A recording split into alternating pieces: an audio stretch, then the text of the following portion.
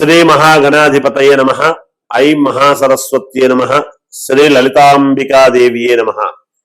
రాశి ఫలాల కార్యక్రమములో భాగంగా డిసెంబరు మాసములో ఎవరెవరికి ఏ రాసుల వాళ్లకు ఎలా ఉంది అనేటువంటి విషయం గురించి ఇప్పుడు మనం తెలుసుకుంటూ ఉన్నాము. అయితే పరిహారాలు అనేటువంటివి ప్రతి రాశి వాళ్ళు ఏదైనా సరే ఆయా మాసాలు సందర్భముగా మనము చేసుకోవటం అనేటువంటిది అవసరం. అయితే ఇక్కడ అన్ని డబ్బులతోనే పని అవుతుంది అని అనుకోవటానికి లేదు. ఎందుకంటే ఎప్పుడు ఏ సమయములో ఏ క్షేత్రానికి వెళ్ళి మనము స్వామిని దర్శించుకుంటాము, ఏ క్షేత్రములో ఏ స్వామిని దర్శించుకుంటే ఎటువంటి మనకు యోగాలు లభ్యమవుతాయి, మనకు ఉండేటువంటి ఇబ్బందులు పరిపూర్ణముగా తొలగుతాయి అనేటువంటి విషయానికి ముందు మనం తెలుసుకోవాలి. ఇప్పుడు ఎన్ని దేవాలయాలకు వెళ్ళినా తిరుమల వెళ్ళాలి అనుకుంటాం. అలాగే ఎంత మనము సరేలేని శ్రీశైలము అన్ని చోట్లకు వెళ్ళినా మళ్ళీ కాశీకి వెళ్ళాలి అనేటువంటి భావన ఉంటుంది. అది పరమేశ్వరుడిది, ఇది శ్రీ వెంకటేశ్వర స్వామిది, మనకు చాలా ప్రసిద్ధి పొందినటువంటివి. అలాగే ద్వాదశ జ్యోతిర్లింగాలు అని ఇవి అందరికీ తెలిసినవే కదా, ఇందులో ఏముంది వింత అని అనుకోవచ్చు. కానీ వీటిల్లోనే అత్యద్భుతమైనటువంటి మనకు తెలియకుండా నిగూఢముగా ఉండేటువంటి దేవాలయాలు కొన్ని ఉన్నాయి. కొత్తగా ఉండిన ఎప్పటి నుంచో ఉండిన పరమేశ్వరుడి అనుగ్రహము అక్కడ ప్రతిష్ఠ చేసినటువంటి సన్నివేశము కావచ్చు, అక్కడ జరిగేటువంటి ఉపయోగాలు కావచ్చు.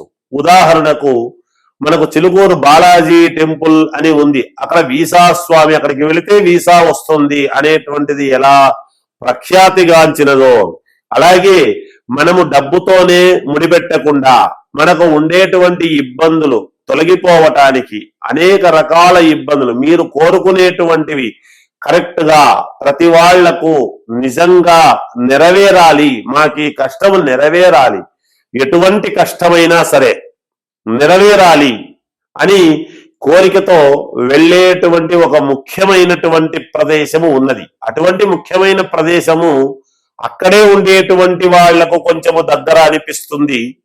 కానీ దూరం నుంచి వెళ్ళేటువంటి వాళ్లకు దూరమైనా వెళ్లాల్సిందే కదా, ఎంత దూరమైనా తప్పదు కదా. అలాగే ఒక అద్భుతమైనటువంటి దేవాలయము ఉన్నది. ఏమిటది అంటే ఏలూరు దగ్గర, ఏలూరుకు 1 కిలోమీటరో 1.5 కిలోమీటరో ఏమో ఉంటుంది, అంతకంటే ఎక్కువ ఉండదు అది.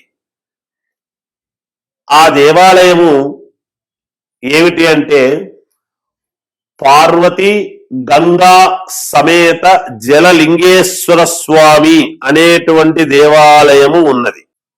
ఆ ఏలూరుకు అతి సమీపములో ఆంధ్రలో ఏలూరుకు అతి సమీపములో ఉండేటువంటి ఏమిటి అంటే గోనెపాడు అనేటువంటి ఇదిలో మనము లక్షణంగా వెళ్ళటానికి అవకాశాలు చాలా ఉన్నాయి. మామూలుగా వాహనాలు అన్ని వెళ్ళవచ్చును, అన్ని రకాలు వెళ్ళవచ్చును. అక్కడ గంగా పార్వతి జలలింగేశ్వర స్వామి దేవాలయం అని ఉన్నది.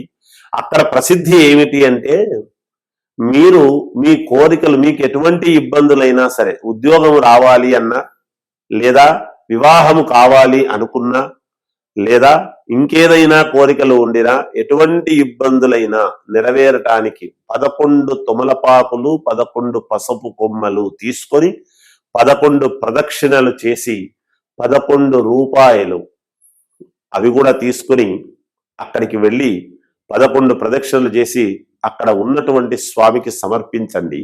మీ కోరిక నెరవేరింది అంటే తప్పకుండా అక్కడ స్వామికి ఏదో ఒకటి మా వంతు మేము చేస్తాము అని మీకు చేతనైనంతలో చెయ్యండి. మీకు తప్పకుండా మీ కోరికలు నెరవేరుతాయి అనేటువంటిది నేను తెలియజేస్తూ ఉన్నాను.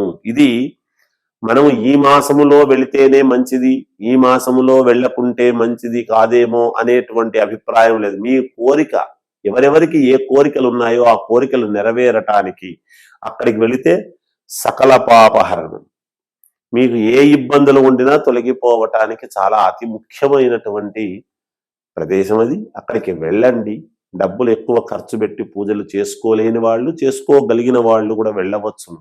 వెళ్ళిన దానివల్ల అక్కడ ఏం పెద్దగా నేను చెబుతున్నది మీకేదో వేరే ఖర్చులేమీ కాదు కదా, ఇబ్బంది ఏమీ లేదు. వెళ్ళి మీరు దర్శనం చేసుకుని అక్కడ స్వామివారిది చేసుకొని రండి. మహాపుణ్యక్షేత్రము అది.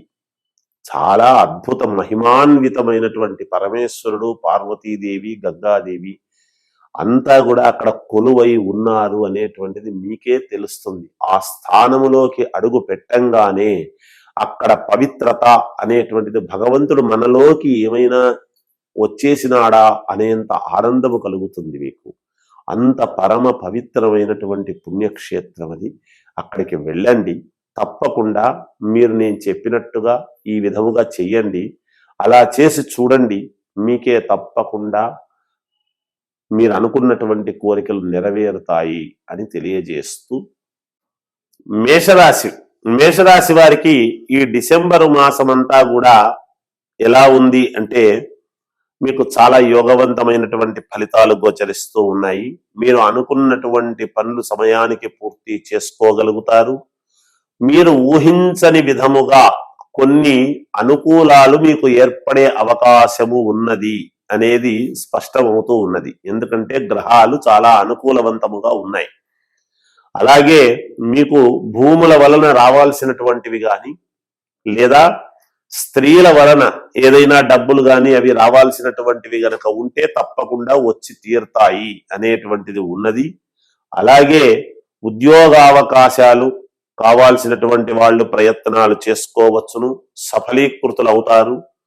అలాగే దూర ప్రయాణాలు చెయ్యాలి అనుకునేటువంటి వాళ్ళు తప్పకుండా చేయవచ్చును.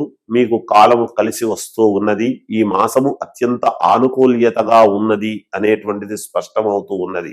మేషరాశి వారికి ఏలినాటి శని ప్రభావం అనేటువంటిది ఉండినను, శారీరకమైనటువంటి శ్రమ కొన్ని అడ్డంకులు కలిగినను మీరు వాటిని దాటుకొని ముందుకు వెళతారు. ఏది ఏమైనా వ్యక్తిగతమైనటువంటి జాతకం అనేది చాలా అవసరము. అది ఒక్కసారి మీకు నచ్చిన వాళ్ళ దగ్గర చూపించుకుని ముందుకు వెళ్ళండి. వ్యాపారాలు చేసుకునేటువంటి వాళ్లకు అనుకూలవంతముగా ఉన్నది, లాభసాటిగా ఉన్నది. కొత్త ప్రయత్నాలు ఏవో చేస్తారు.